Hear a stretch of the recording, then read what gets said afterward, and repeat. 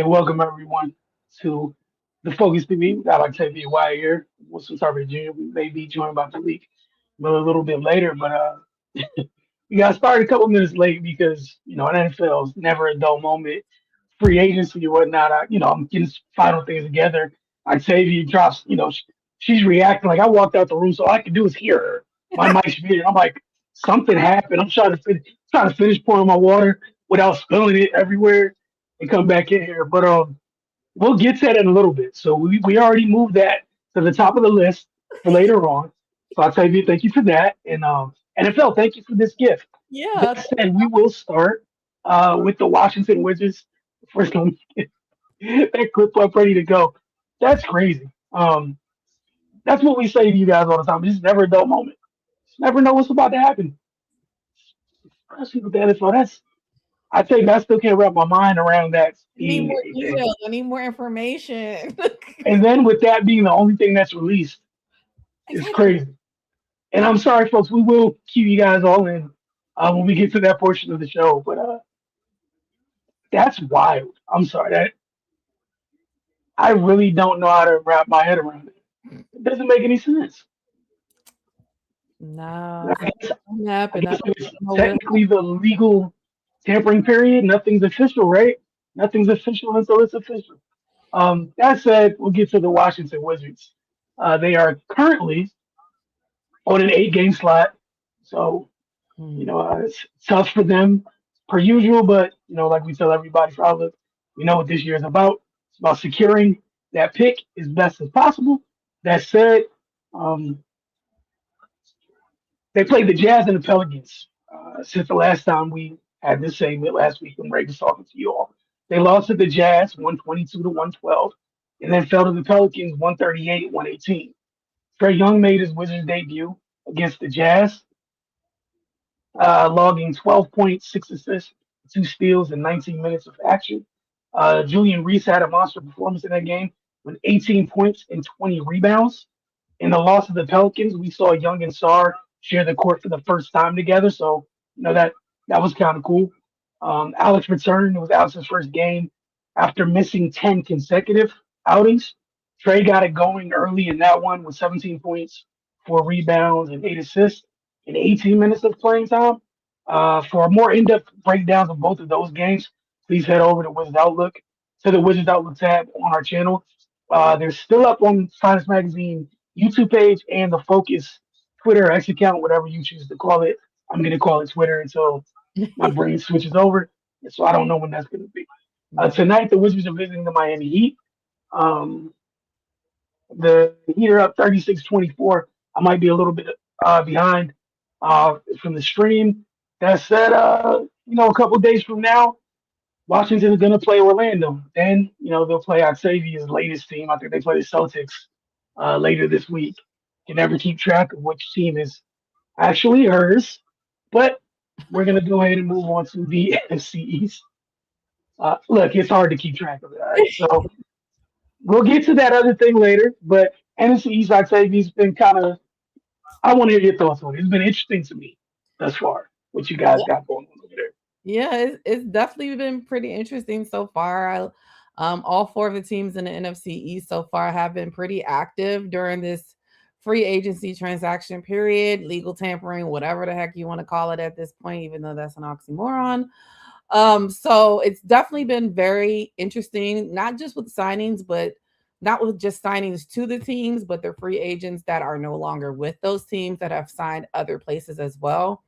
I'm just gonna go down the list in no particular order. I'll also add some extra to each team at the end because I like to be prepared. I did my work earlier today, but the free agent frenzy does not stop. So there has been other signings since I have updated this list. So I will also get to the last couple of ones that I just saw come through not too long ago.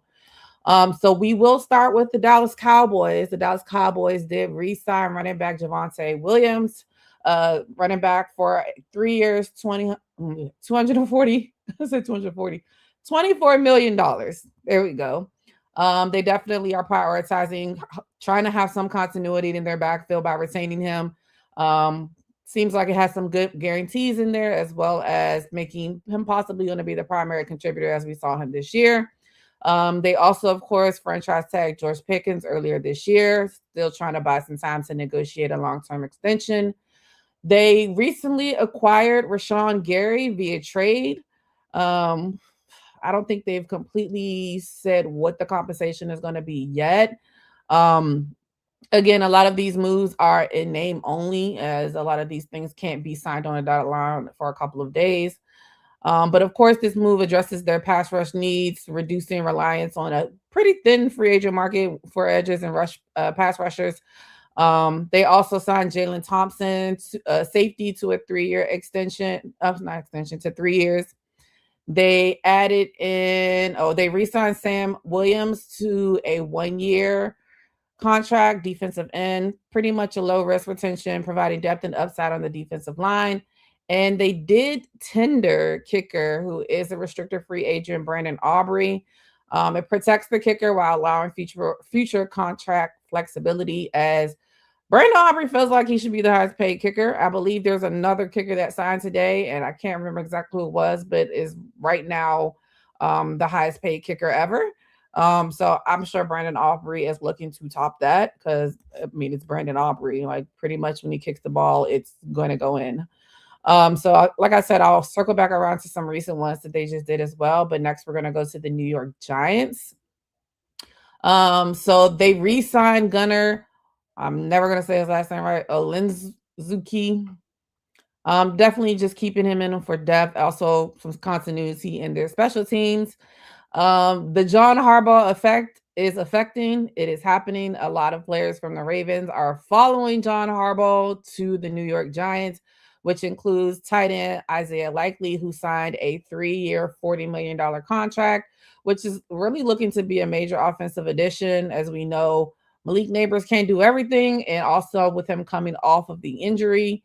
So getting a premier tight end, because a lot of people probably thought that he probably should have re-signed with the Ravens and Mark Andrews walked. But as we've seen in the past, Mark Andrews and Lamar Jackson have a very close relationship. And I think probably he had some type of, I don't want to say so, but some feedback for that as well. They did also re-sign Jermaine Illuminor. Again, trying to have some continuity and versatility along their offensive line, which has struggled, of course, in the past. They were also able to scoop up Tremaine Edmonds, a linebacker who they signed for 3 years, $36 million. Good defensive centerpiece. We know their defense on paper was good, but on the field it wasn't all that great. So definitely a good fix for them. They also re-signed linebacker Micah McFadden to a 1-year deal, continuously to, of course, have that linebacker depth. And they signed Greg Newsome II to a 1-year deal, adding, of course, some short-term addition experience without long-term risk. One of those prove-it deals that you might see that will definitely help their secondary, which was definitely an Achilles heel that they had last year, and something that they're looking to shore up. Again, we'll get to anything else they did later in the day. Excuse me. Next, we're going to go to the Philadelphia Eagles. The first move the Philadelphia Eagles had this offseason so far was Jordan Davis was extended, defensive tackle, to 3-year, $78 million, highest paid in his position. I definitely think, as of course, an avid Philadelphia Eagles fan, I definitely think he deserved it. He's worked his behind off from the time he's coming there.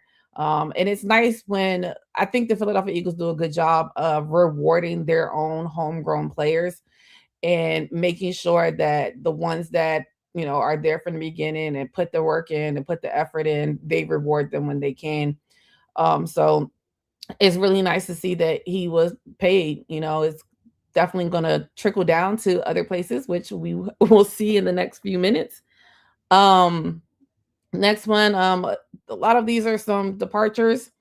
Nakobe Dean is departing from the Philadelphia Eagles. He'll be signing with the Las Vegas Raiders.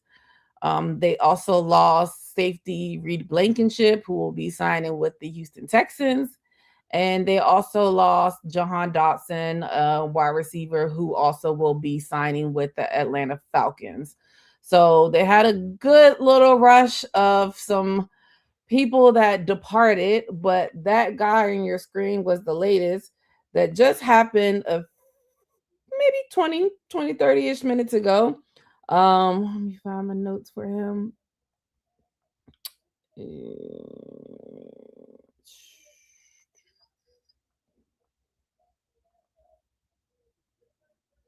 Yeah, so free agent cornerback Tariq Woolen reached an agreement Tuesday on a one-year deal up to $15 million with the Philadelphia Eagles. He's leaving the Super Bowl champion Seahawks to join the Eagles, giving the team a candidate to start opposite Quinyon Mitchell, which is definitely going to be needed, of course, with the departure of Reed Blankenship. To get an all pro for $15 million on a one-year deal is kind of crazy. It's like how we decided to wake up and get involved in this free agency outside of us losing a lot of players. So I'm very excited to see how that's going to be, especially how well our defense has played over the last couple of seasons. Adding in a player like Tariq Woolen, of course, as long as he can stay healthy. But one thing I've noticed that a lot of players come to the Philadelphia Eagles that people deem have health issues and injury prone. And they usually get here and don't be that injury prone. So I'm hoping that we have that same track record with Tariq Woolen. They did also sign a tight end, and find my notes for him as well.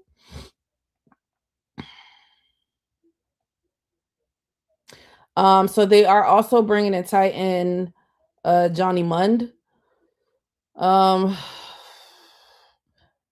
Pretty good pickup. I think the more telling sign of that is free agent Dallas Goedert. I'm wondering what that's going to mean for him. As we know, he signed last year, and there was a lot of talks that he might not have been back last year, but they were able to come to an agreement. So interested to see how that will work out for him. I love Dallas Goedert. I hope he stays, but the cap is the cap, and sometimes you got to let go of a lot of these great players. Like I'm really sad about Jalen Phillips and Nakobe Dean as well. But the money has to come from somewhere. And last but not least, for the Washington Commanders, they were pretty busy as well. They signed Odafe Owe, edge, 4 years, $100 million, as you can see, from the Los Angeles Chargers.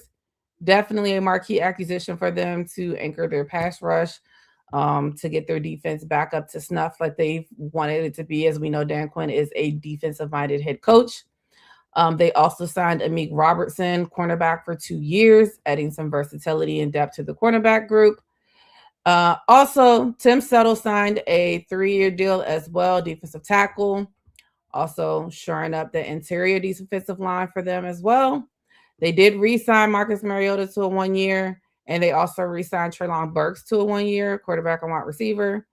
And they also extended Laramie Tunsil, offensive tackle, for 2 years, while also re-signing Nick Allegretti, Andrew Wiley as well. So trying to keep some continuity for that offensive line to protect Jaden Daniels when he comes back from injury, which we know is going to be paramount. We know he was injured last year. The offensive line was not horrible. Of course, some of those injuries, some of the things that happened to Jaden Daniels was unfortunately on his own doing. So I'm sure they're happy to have some continuity along that offensive line. They also re-signed Tress Way, the punter, and also I forgot on their defensive line, Dietrich Wise and Shy Tuttle were also extended. So those were most of the moves that were made earlier throughout the day. There, again, like I said, have been some recent ones that I'll go through quickly. I just talked about Johnny Munt going to the Eagles. The Commanders also added a 3-year deal with linebacker Chenal, Leo Chenal. So that would be another position that they have added. It's Tariq Woolen. The Giants has also signed former Dolphin kicker Jason Sanders, 1-year deal with the New York Giants. The Cowboys, again, also have been a little busy. They have agreed to a 1-year deal with safety PJ Locke, who spent the last seasons with Denver. He made 15 of his 26 career starts in 2024. So it looks like they're trying to shore up that that secondary, which was atrocious. Let's call it what it was. They have also agreed, the Cowboys agreed to terms with nose tackle Otito Ogbonnia, Nia. So 1 year, $3 million deal, coming over from the Los Angeles Chargers as well. And the Giants have also re-signed cornerback Art Green. Let's see. And let's see. They're also keeping offensive linebacker Caleb Murphy. And the Cowboys also restructured Kenny Clark's contract, just turning the $11 million roster bonus due next week into a signing bonus, just to roughly open up $8.8 million in calorie space. So cap space, excuse me. So yeah, it's been pretty busy within the NFC East, and it's only been 2 days within the legal tampering period. So I'm sure there are going to be a lot of things that will continue to transpire. I know the big one that everybody is looking forward to, me myself as well, is what happens with AJ Brown. I wholeheartedly believe he's not going anywhere, and I will refuse to not put that into the atmosphere. AJ Brown is going to remain a Philadelphia Eagle. I'm just going to keep saying it to make it true, speak it into existence.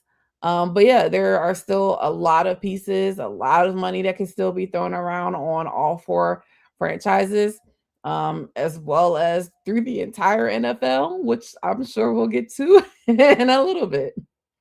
Yeah, we definitely will. We got some other items to take care of. It's a heavily NFL free agency theme, take it or leave it. Before we get to rapid fire, that's delves into basketball. We'll leave gridiron for a little bit. But now you're right. And another thing to keep in mind because of the legal tampering period is kind of like slowed down. We're kind of like slow playing this window because like on a regular year by now, like some of the things trying already. But now with them making the tampering period quote unquote legal, which is stretching something that usually took a weekend, and then it's fast wheeling and dealing over the weekend. Then we get to Monday, and it's like who ended up where. Now they drug it out to Wednesday.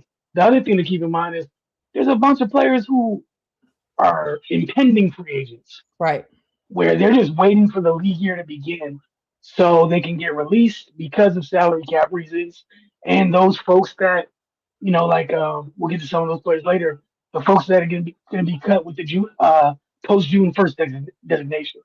Some of those folks, you can't really get they can't get into play until we get into the new year. So tomorrow's gonna be very interesting because there's be a bunch of names that some people are waiting for. If you're wondering why you haven't heard them, because they haven't been officially released. But we told you guys last week is that time of year on the college side of things. So we'll get this up on the screen for you guys. Here we go. Philip Ricardo, real quick this week with the A10. The women's side of things had their conference tournaments last weekend. Well, over the past weekend. The men's are getting going this week. The race in the Atlantic 10 Conference came down to the wire when the dust settled. The St. Louis Billikens men's team, the VCU Rams men's team, finished tied at 15-3 to share the A10 regular season title, marking the second straight year the league is crowned co-champions. St. Louis secured the number one seed for the upcoming A10 uh, A10 men's basketball championship, thanks to his head-to-head win over VCU, with both programs earning double buys into Friday quarterfinals at PPG Paints Arena in Pittsburgh. St. Joseph's Hawks basketball and Dayton Flyers basketball also grabbed double buys as the number 4 seeds. While teams seeded 5 through 8, which includes George Mason, uh, Davidson, the Davidson Wildcats, and the Duquesne Dukes, along with the Fordham Rams, will begin play in Thursday's second round. The 14-team tournament tips off Wednesday and runs through Sunday's championship with early rounds airing on USA Network and CNBC. Folks, it's that time of year when you need to know where you need to find all of these channels and on which services, which is the fun part because folks will be hopping. It's not the old days where you just go from channel to channel. You're going from streaming service to streaming service, And I hate it. monitor to monitor, device to device. Everyone's about to be looking like the Batcave just to watch conference tournaments and obviously in a week, the big dance. The semifinals was on CBS Sports Network, and the title game is on CBS. It's part of the network's annual NCAA Division One men's basketball tournament selection show coverage. Meanwhile, the ninth seeded George Washington Revolutionaries men's basketball team will open Thursday against Fordham, with the winner earning a shot at top seeded St. Louis in the quarterfinals. On to the Maryland women. Switch these out real quick. Maryland took part in the Big Ten conference tournament over the weekend. It's the women's side of the bracket. They fell to the Oregon Ducks 73-68. Oregon opened the fourth quarter with a 14-3 run to push past Maryland for the win. It was all about that fourth quarter, and this one is Maryland. If you check, obviously, if you watch the game, you know. If you didn't watch the game, just sharing this with you from a box score standpoint, Maryland led after every period except the fourth. So literally, it was just not closing things out. That 14-3 run I mentioned was everything. That was literally the game. And credit Oregon for the job they did in rallying back to take control of the game and then not relinquishing the lead. Aluchi Kanawa led the way with 27 points. Izzy Ozzy Mamadou returned to action. She had 10 points and 4 rebounds. Sarah Poffenbarger finished with 6 points and 6 rebounds. And that's typically below what she normally provides the team. And then Yarden Garzon had an extremely rough night shooting the basketball. She was 1 of 11 from the floor. The Terps get a chance to regroup this week in anticipation for Sunday's selection show when we find out where they're seated. And we'll see how much of a role that Oregon loss in the conference tournament played in possibly either knocking them out of contention to host or not. The thing, you remember earlier this year, Maryland had that big wild comeback over Minnesota. That might be one of their. That might be like the silver lining, the feather in their cap that helps them in their resume because of not going as far as they typically do in the Big Ten tournament and just some of the losses they suffered during conference play. For the most part, Maryland typically ends up hosting. They typically finish as one of those top 16 seeds, which earns them the right to host the first and second round. We'll find out, what if their resume was enough to help them. I would probably be concerned if they weren't in the Big Ten. But you play in the Big Ten. You also had that big one over Ohio State. There's a couple things that might negate or override some of the negatives here, right? And if you're Maryland, you just gotta hope that honestly ends up being the case. But we will check in with you guys next week to let you guys know how everything plays out. And it's so weird because year to year, it's either Selection Sunday or Selection Monday. This year, it's Selection Sunday with both being on the same night. But it is what it is. So looking forward to that. NBA Draft Spotlight. Cue this back up. This week's player. We're going to look at Florida's Thomas Howell. As a junior, 6'9", 215-pound wing. When you break down Thomas Howell as an NBA prospect, the conversation is less about star upside and more about how seamlessly he can fit into a winning environment. I'll have my two thoughts afterwards.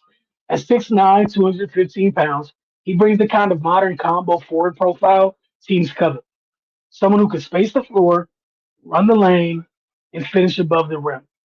How consistently knocks down threes, plays with the high motor, and shows flashes of putting the ball on the deck for straight line drives or a pull up jumper when defenders close out too aggressively.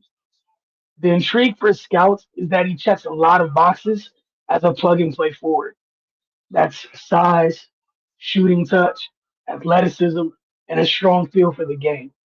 From a draft perspective, Hal reminds me a lot of former Providence standout and former Pacers 6'9" forward Austin Crozier. Now that's a hell of a name as a throwback. A versatile forward who can slide into different lineups and impact winning without needing the offense built around him. That's why his draft market may lean more toward playoff teams looking for a reliable rotation piece rather than rebuilding squads chasing long term upside. If Howe continues to stretch the floor and show just enough off the bounce creation, he profiles as the type of connector forward who can defend multiple spots, keep the ball moving, and thrive in a role alongside established stars. Reading what Cardell wrote, reading his notes for this player, the first thing that popped in my mind was when he listed out talking about how he could be a seamless fit. That's playoff teams. That's what Mhm. all playoff teams want. Come in here, knock down an open shot, defend with your hair on fire. Don't get in the way, but when we need you to make a play, please do so. That's all you can. That's all you can ask. Although the top teams in the league, they have a bunch of those.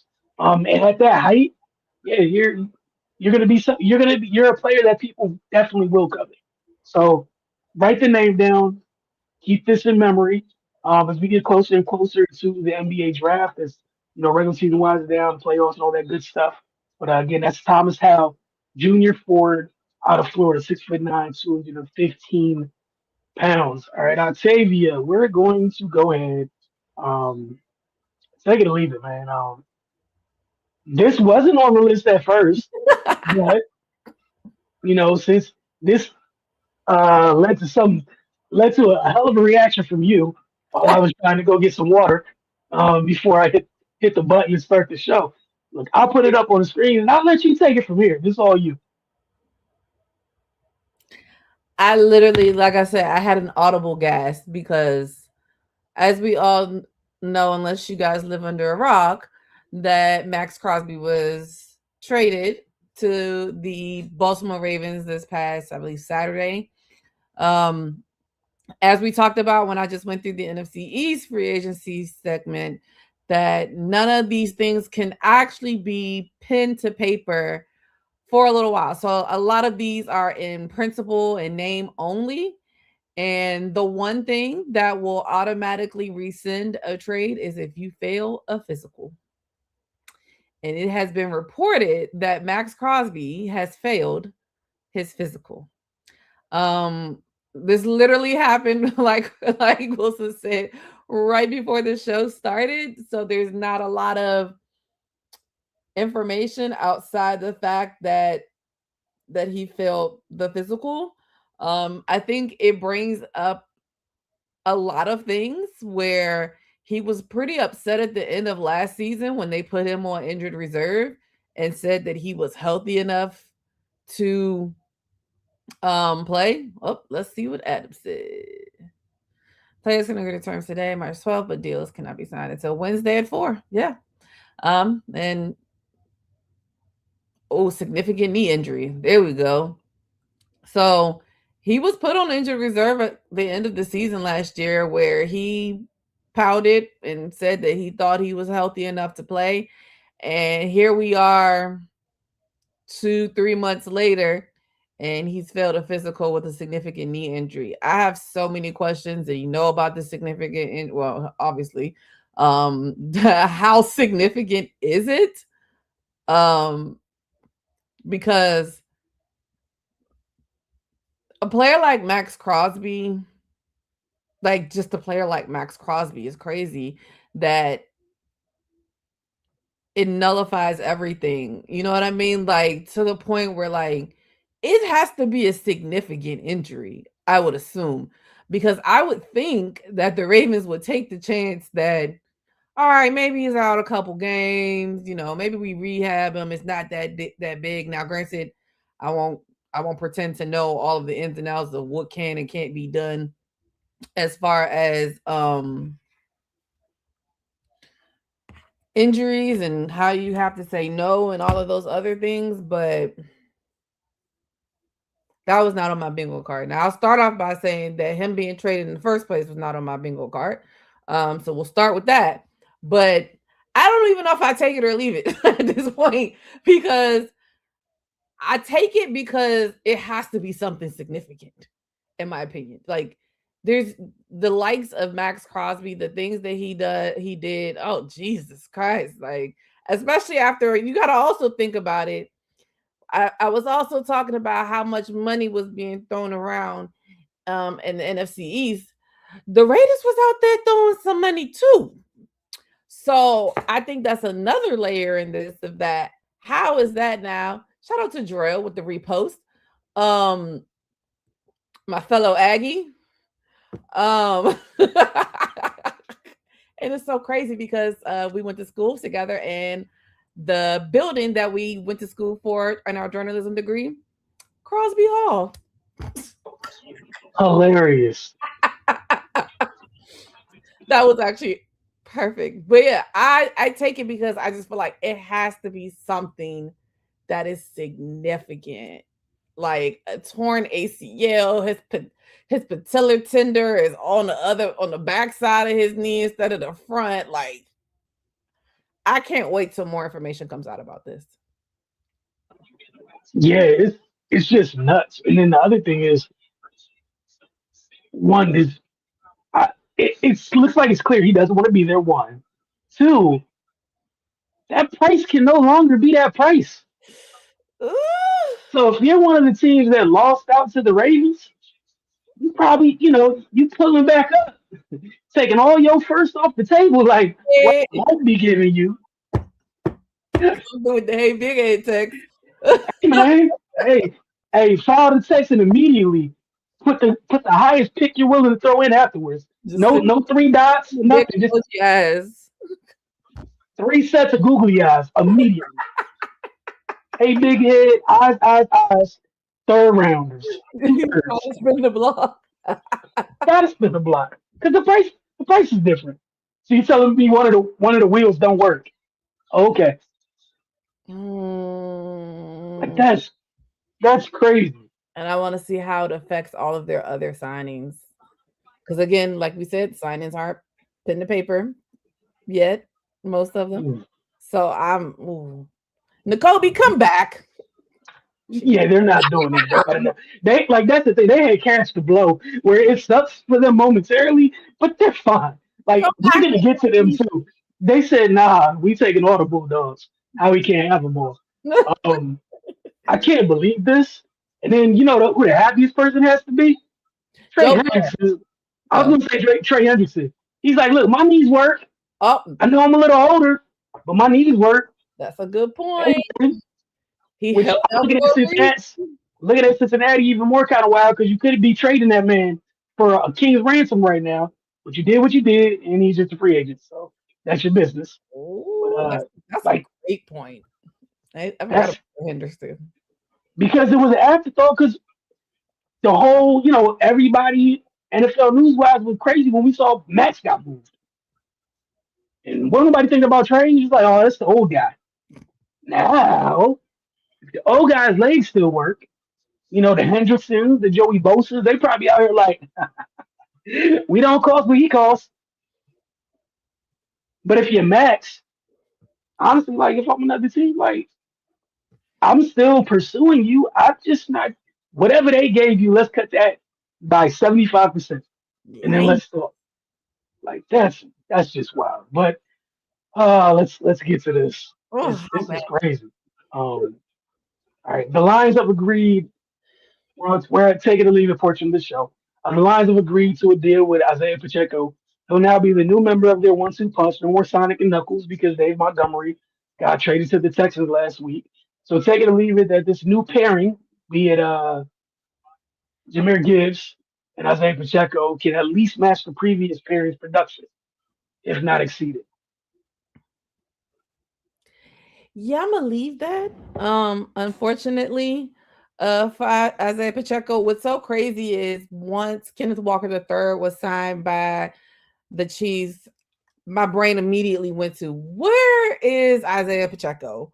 What is going on with Isaiah Pacheco? Because Isaiah Pacheco was everything to them in those two back-to-back Super Bowl appearances that they had. And he was a great player for them. But unfortunately for him, he has been pretty injured. And I think what maybe it just might be what I'm used to seeing with Detroit. We're used to seeing hard hitting running with David Montgomery and fast as hell with Jameer. Now I feel like you got two little ones. Now, granted, Jameer being little don't really bother him because he fast as hell. But then you got one. You got. I don't want to call him the poor man's version, but you know what I mean.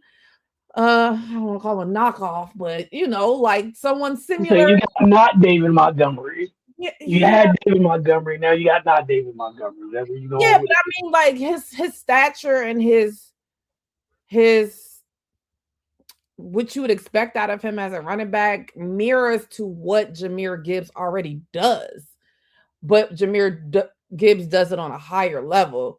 Isaiah Pacheco did it to a high level. I don't think to Jahmyr Gibbs level, but he did do it to a high level early on in his career.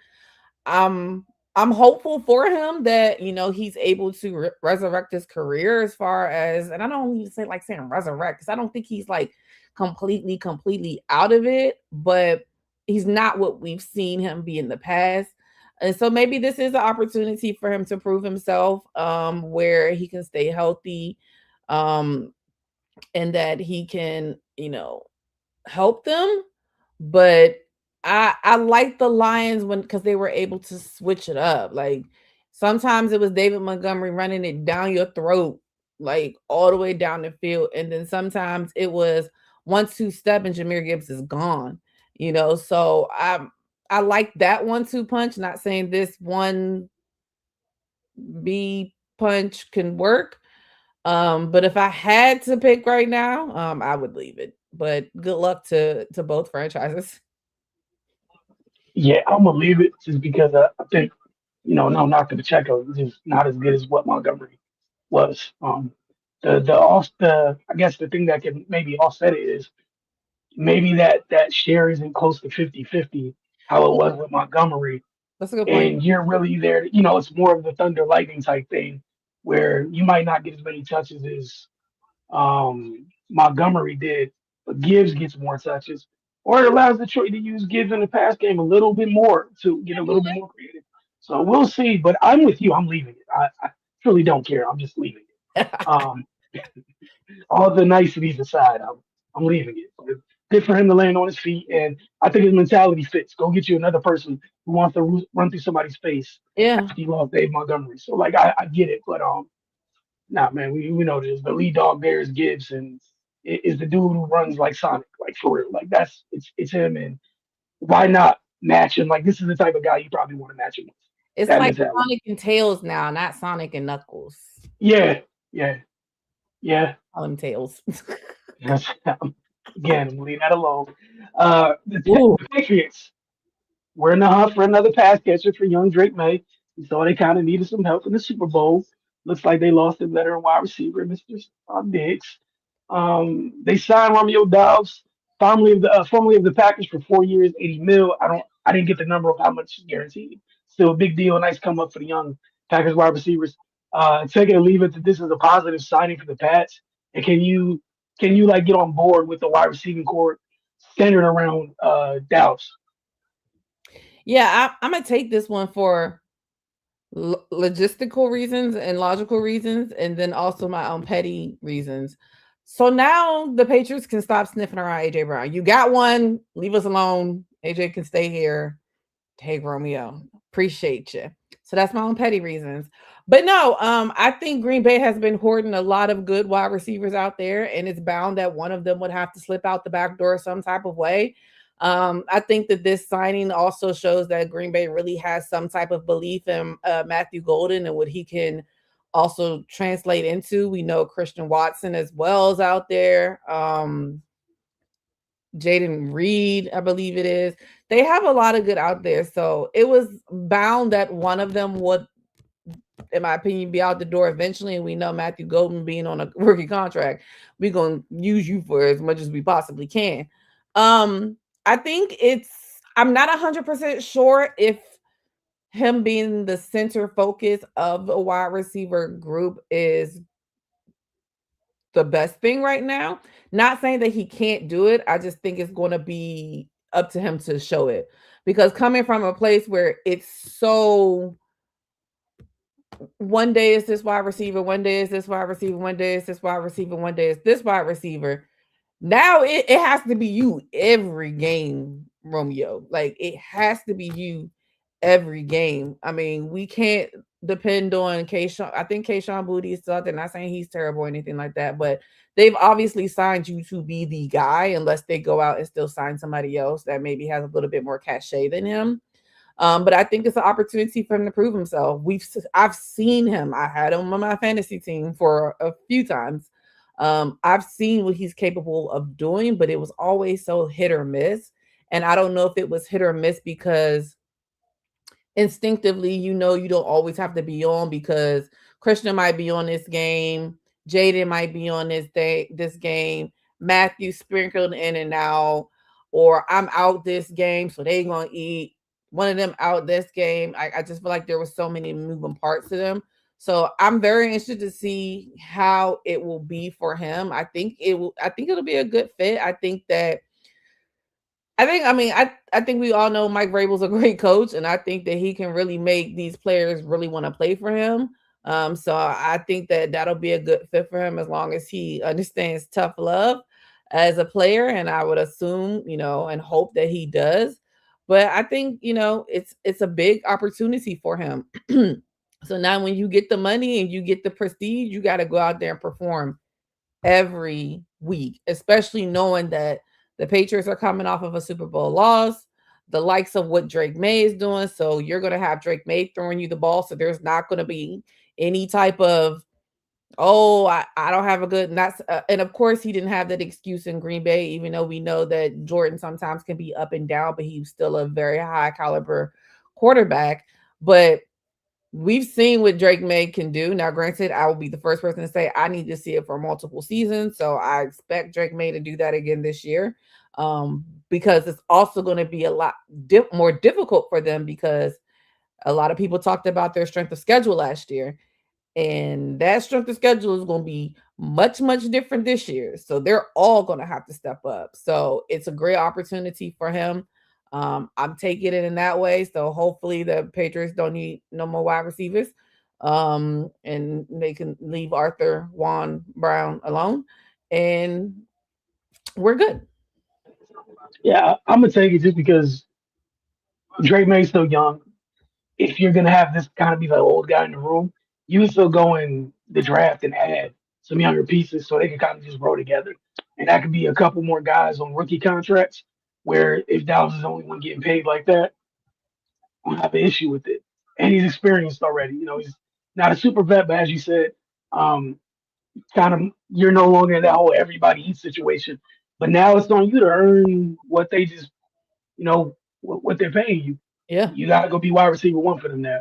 There's no Every more of this everyone in the system. So every day that's on you. So we'll see how he handles it. I mentioned Pacheco a little earlier. So when we look at the other side of this thing, uh, Pacheco no longer being in Kansas City, and the reason why is that they signed Super Bowl MVP Kenneth Walker in the Seahawks. Take it or leave it that Walker may be the best running back the Chiefs have had under Mahomes during his tenure. I'm gonna take it. I think so because I mean they've had a lot of smaller statured running backs. I mean, I think maybe the biggest one that I can think of would be Kareem Hunt at a certain size, but Clyde Edwards-Helaire was pretty small and compact. We've seen what Isaiah Pacheco is. Kenneth Walker, I'm not saying he's huge, but I feel like he got a little bit more meat on his bone, a little bit more that he can really run through. So I would take it in that aspect. I'm very interested to see how this plays out because as everybody talked about last year, their running game was pretty much non-existent last year. And I think it's a great opportunity for both sides as far as the Chiefs as a whole and then Kenneth Walker the third, because I mean, although he is your Super Bowl MVP, he didn't have a great season last year. He had a great run towards the end of the season once Zach Charbonnet went down. And to know that, I mean, granted, I don't know all the reasons why because I don't work for the Seattle Seahawks, but they were okay with letting him walk. Knowing that Zach Charbonnet is coming back off of an injury as well. And even from my vantage point, I I feel like if they had to choose even during last season, if we want to even say 1A, 1B, that Zach Charbonnet was 1A and Kenneth Walker was 1B. So I think this is an opportunity for him to show that I am the number one guy at all periods, points, times. And we know with the injury that Patrick Mahomes will be coming off of, and whoever is going to be in that backfield, because I don't even know who the backup is right now for them, because Gardner Minshew has signed with the Cardinals, or signing with the Cardinals. And I think that the person that was behind him that played last year had like played one game in his entire NFL career. So I would first off assume that they're probably going to get some more quarterback help, obviously. But knowing that, their offensive line kind of wasn't the greatest last year as well, they're going to need his help in blocking as well. So I think it gives him a great opportunity to continue to prove his worth and prove his just himself as a player. I think it's, and to also you're putting yourself in the limelight. It's the freaking Kansas City Chiefs. Like, everybody's going to be watching that game, bro. Like, even if everybody hates them, they're still going to watch it. So I think it gives him a good opportunity to showcase what he can do. I don't remember how long the contract is for, so not knowing how long he is slated to be there, but I think it's going to be good for the Chiefs as well as Kenneth Walker. But yes, I definitely would take that he's probably the best running back that they've had in the Patrick Mahomes era, because I can't think of anybody past Isaiah Pacheco, Clyde Edwards-Helaire, and Kareem Hunt. I don't even remember who else was out there as a running back for them. Yeah, I'm gonna take it. Just they've yet to have them. They've had guys, but none of the guys were. When they did have guys, none of them were like in their prime or had become what they were going to become. To this point, I think it's probably what he's 25 years old. He's kind of in his prime, so I think that's great because I know they brought Kelsey back on one year deal or whatever, but this transition going forward, for the next chapter of Mahomes tenure there, Mahomes and Reed tenure there, they got to they got to upgrade the skill positions. Got It to. was just it wasn't enough help last year on any front. So They done brought it would have cost them. me back, so Yeah, that's how. Yeah, they were like, they try to go back to their roots. man, it was like, we got too far away. We can't just have anybody here. Um, get the band back together immediately. Yeah. This was fun. Falcons signed another lefty under center. And Tua Tagovailoa, they already have Michael Penix. Take it or leave it. It's just depth, or is this a legit second chance act for Tua and ATL? I honestly have no effing idea what the Atlanta Falcons are doing. Like, absolutely no effing idea what they're doing at all. I get the whole continuity of a left-handed quarterback, knowing that your line has to play a certain way. You want your line to have continuity. And the blind side is not the left side, it's the right side. And, they have to be able to play. I get all that. But what I guess that's the only thing that enticed. I would assume that's the only thing that enticed them about Tua Tagovailoa, because I just feel like this is a carbon copy of Michael Penix Jr. to a certain degree. Yeah, we know Tua's been in the league longer, but you just signed another left hand injury prone quarterback. I think the one positive that you could say is that he doesn't have to play in the cold. I mean, and he's playing against the NFC South, which has typically over the last couple of years been kind of porous. So maybe he gets an opportunity to pull them up and possibly get them to a playoff berth, and actually do something. But as bad as Tua had played last year, I don't know what was the incentive. Out of all the money that you paid Kirk Cousins, I'd make his ass go out there and earn it. Like, get you and your agent, get your ass out there and throw this goddamn ball. But there's already rumors that Kirk Cousins is going to be released. So I guess that is not a part of the plan. So as of now, Tua is going to be your starting quarterback, knowing that Michael Penix is coming off of an injury, and who knows if he'll be ready for the start of the season. So I don't I'm leaving it just because I don't think Tua is a good quarterback. In that aspect, I don't think it's going to change anything for them. Maybe him having and I can't even say that because I would say maybe him having dynamic players around him will help because he had pretty dynamic players in Miami. I mean, you had Tyreek Hill, Jalen Waddle, Devon Achane. Like, you had players out there. So I don't really see the correlation outside of we need somebody. And it's a cheap, I think it's the league minimum for a vet that he's getting paid. So maybe it's low risk, possible high reward if he stays healthy. But it really throws me off because did Kevin Stefanski sign off on this? Because I feel like Kevin Stefanski is very particular about his quarterbacks.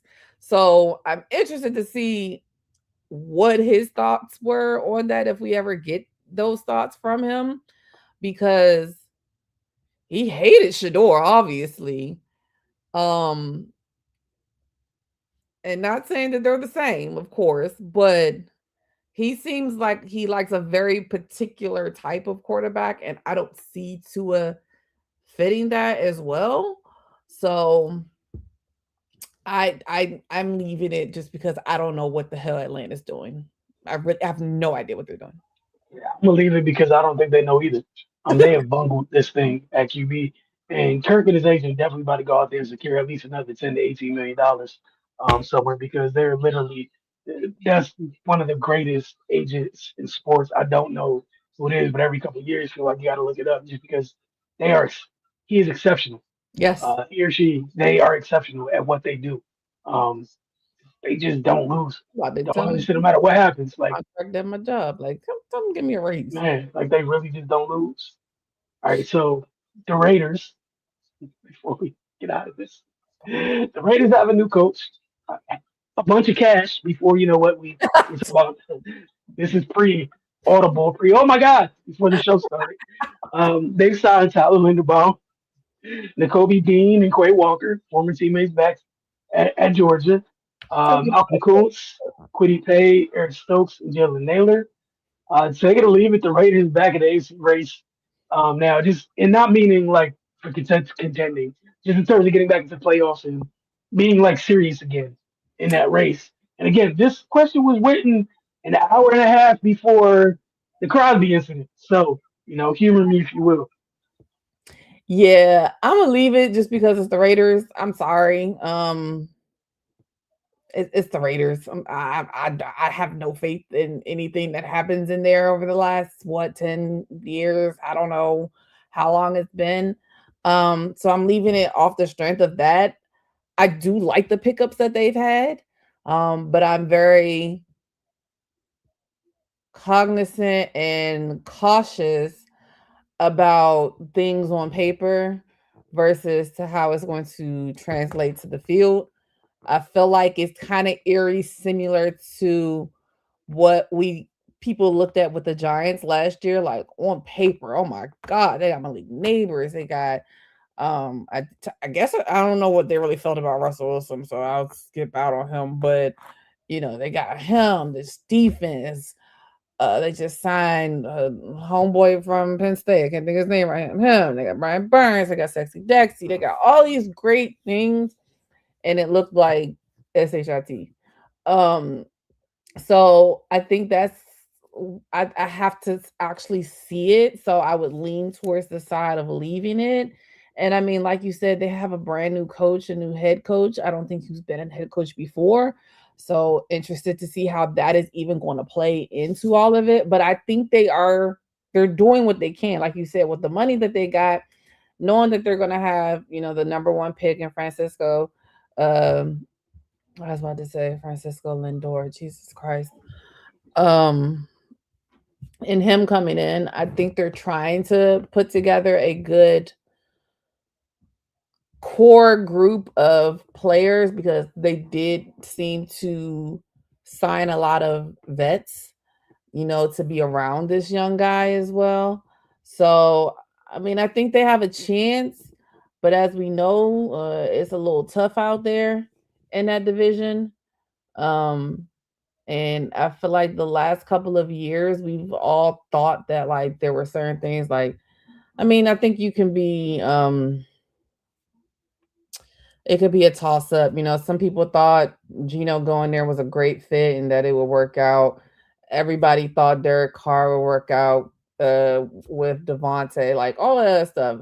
So for me, for the franchises that don't usually get it right, I gotta see it. So I would be leaving that until I might.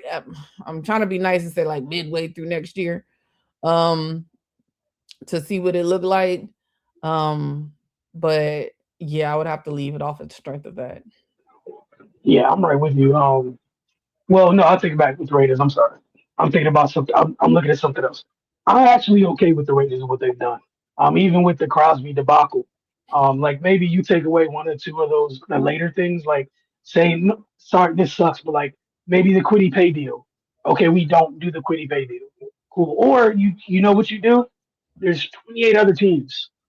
Who wants a Max Crosby? All right, and we go on with our lives. But Somebody I'm sure somebody out there does. Okay, like we know that for sure. Um, so I think that's how you go about it, right? And I think for them, what's gonna stink the most is uh, it's gonna stink the most is you don't is just that waiting period of what you're gonna do with Crosby, right? Cool, it is what it is. But you mentioned the first time head coach. Kubiak's actually one of the guys where I'm just not worried about it. yeah, I Like mean, some of the folks like you low key just been groomed for this. This is just finally you getting your chance. Like you just took a team who had no offense with your first time over there. You fixed their offense and they went to a Super Bowl. Like they could have spelled offense with honestly better weapons. They had more weapons before you got there. They got less weapons. They got you, and all of a sudden you go to the playoffs. You don't turn the ball over with not just anybody. The degree of difficulty, Sam Darnold. yeah. Like, and I think the other thing that's clear is like we know what they're going to do. They're going to run the ball. It's going to be play action, and they're going to take shots. It's not a crazy formula. So what did we see them do immediately? Go get a center so you can move Jackson Powers Davis, I think his name is, or Jackson Powers, to right guard full time, and you beef up your O line, and now Ashton Jensen's probably going to finally get a chance to do the thing he felt he was drafted to do, which was line up, get 17 to 25 carries a game, and just going to maul teams. And they Mhm. got a whole bunch of meats on the outside, and it's play action football. And we watch Seattle do it with not a bunch of weapons. Like no disrespect to Kenneth Walker and that Charbonnet, it's not like that was Bijan Robinson or something over there back there. Like they just, I think someone said it perfect. They were like Seattle just won a Super Bowl using like Kyle Sean's like day one install of OTAs. They used the most basic part of like their scheme, and they whipped through the league off. We're not going to turn the ball over. We're going to keep running the ball until you don't want to play anymore. And then when we go play action, the shots are going to be so defined that Sam Darnold can't ruin it. They just walked through the league with Sam Darnold under center. With I don't even think there were like six Sam Darnold moments throughout the year. No. Like, which is crazy. That's not a knock on Sam, but like again, they know what they're doing. So I'm probably with them on this one. But before we get out of here, we got two rapid fires. So get that on the screen, and then we will get into that. For a rapid fire, we're going to start with Steve Kerr is once again advocating for a shorter NBA season. Golden State Warriors coach said Monday that the league would be better off if it shaved games off the schedule. He's previously commented on the pace of play being an issue with the 82 game schedule and the travel that comes with it. I know this will not be a popular opinion in the league office, but I will continue to say it because it's obvious we need to play fewer games. We need to take 10 games off the schedule, said Kerr, whose Warriors lost 129 and 126 to the Jazz Monday night with a depleted roster. I think it would be a more competitive and healthier league if we played fewer games. Kerr said he realizes the financial implications cutting 10 games would have and acknowledges that that's the main issue. I get it. It's revenue, and you'd have to agree to let everyone get a little less money, and that's really hard to do. But what I know about the league and coaching and how hard it is to play with the pace and space, I think it would be more competitive and a healthier league if we played fewer games. The Warriors were without Steph Curry, Jimmy Butler, Al Horford, Moses Moody, and Kristaps Porzingis on Monday night. They have lost 4 of their past 5 games and are in danger of missing the playoffs. Kerr has long been vocal on the increase in pace of play being an issue in today's game in regard to injuries. In November, Kerr said after a lengthy time traveling to games, we literally haven't had a single practice on this road trip, not one. According to ESPN research, teams are averaging 115.2 points per game, which is the highest since the 1969-1970 season. More points goes hand in hand with pace of play, which also reached record-breaking highs this year.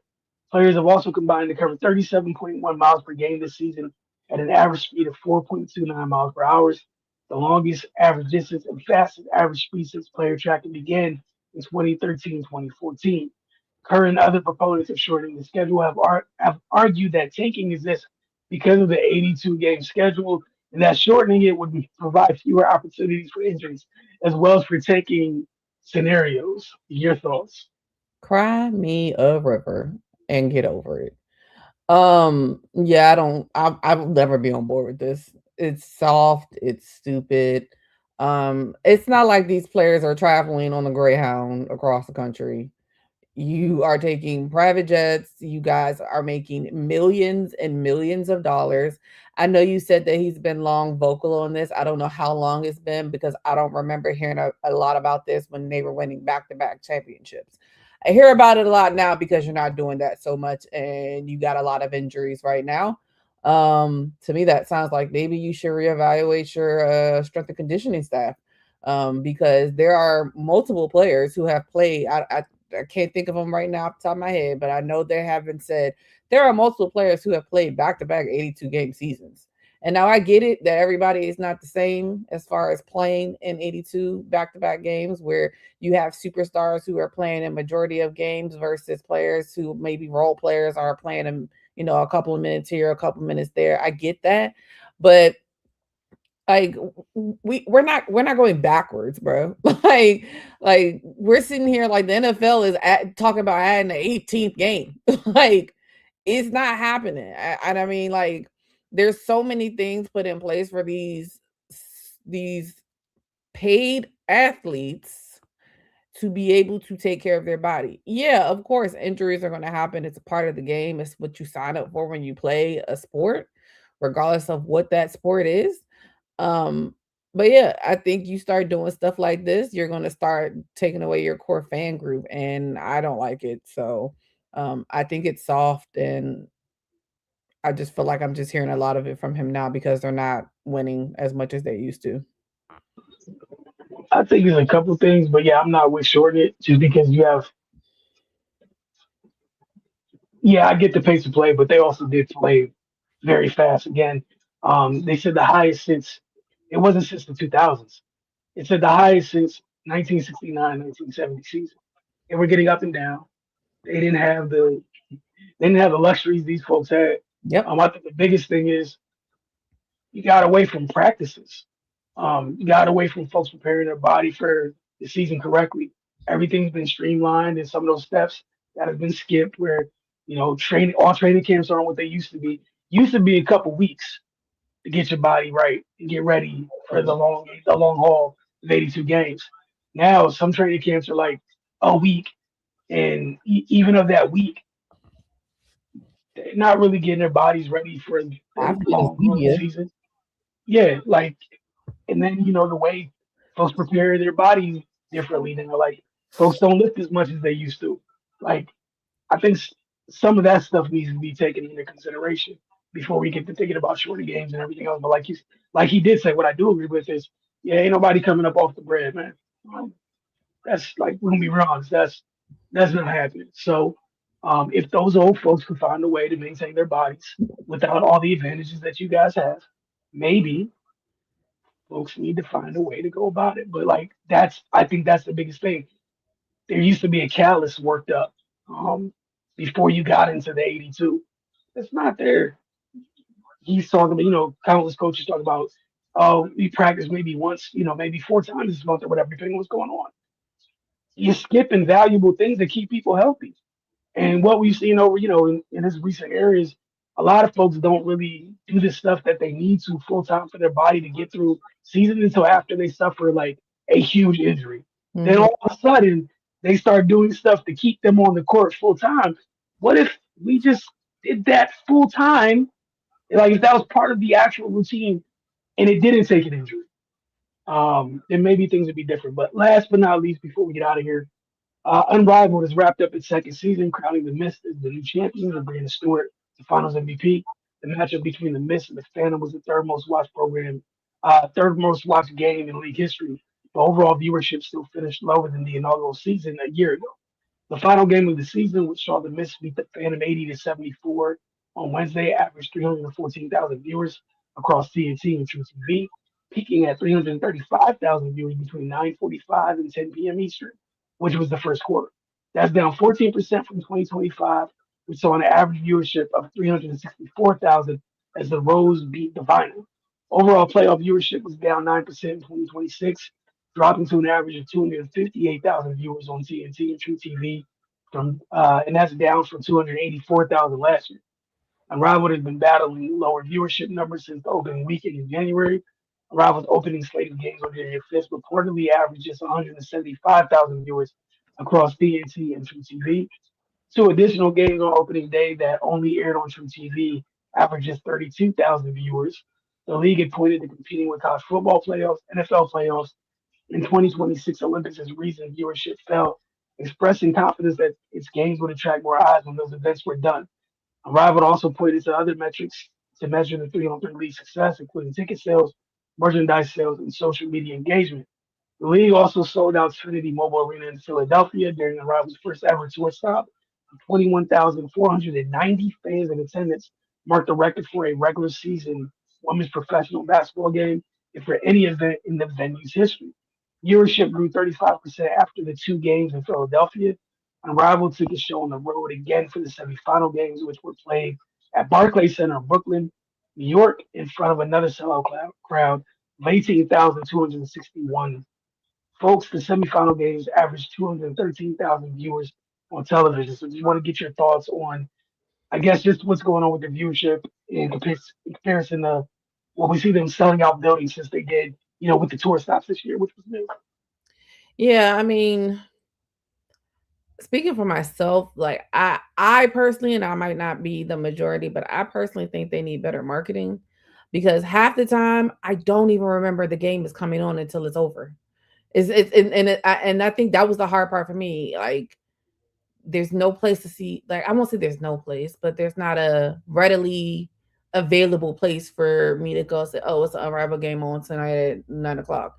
Like I feel like I forget about it and then I scroll on Instagram and I'm like, oh shoot, it was an Unrivaled game and I missed it. And that's how majority of the season went for me this year.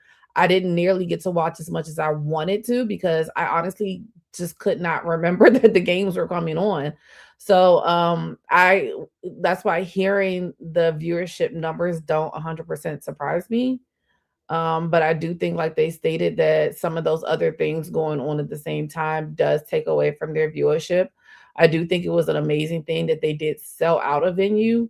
So hopefully they keep that as a part of it. But it's hard. I mean, I think as well as they do, I just think anything outside of, and this is not to diminish or deter them or anything, but I think anything outside of like the professional sports is hard to continue. I remember when the Big Three first came out, everybody was watching that religiously. I barely know when the Big Three comes on anymore as well for the men. So I think that they have to continuously go back to the drawing board. I wonder if some of the discrepancies with the CBA and everything has also turned some people off from all of the noise with it. Just interesting. And so it's very interesting to hear that. But I think they still have a great chance. But again, I think like we talked about with the CBA as well. It's like it's riding that momentum. Like they can't let the momentum go in order for them to continuously try to improve it. And I mean, like you said, it's only their second season. Hopefully next year it's a better viewership for them as far as eyes on the TV, because obviously it's working at some aspect if they have people that are willing to actually pay money, get up, get dressed, get in their car, drive, sit in a long line and go to these things. So it definitely is value in it. But I think like any type of league, that things are always going to need to be tweaked. I actually harken back to what we talked from our guest last week, like just hearing all of the things that the ABA had to go through to keep their league up and running, and that was with a lot of the quote unquote, I mean, for lack of a better term, hoopla that they had to put together in order for them to keep that going. So it's just going to constantly take a lot of innovation for them, just like it is with the WNBA. There's no difference. So hopefully it stays up, because I do think it's a great avenue for these players to not have to travel overseas, especially as we see what's going on overseas right now. That for them to stay here, make a good living, and be able to support their families. But yeah, I'm honestly not that surprised, but I'm hopeful that it increases for them next year. Yeah, for me, I think it just drives home the point of why they can't afford any missed momentum as a whole. All these things are going to end up having to work together.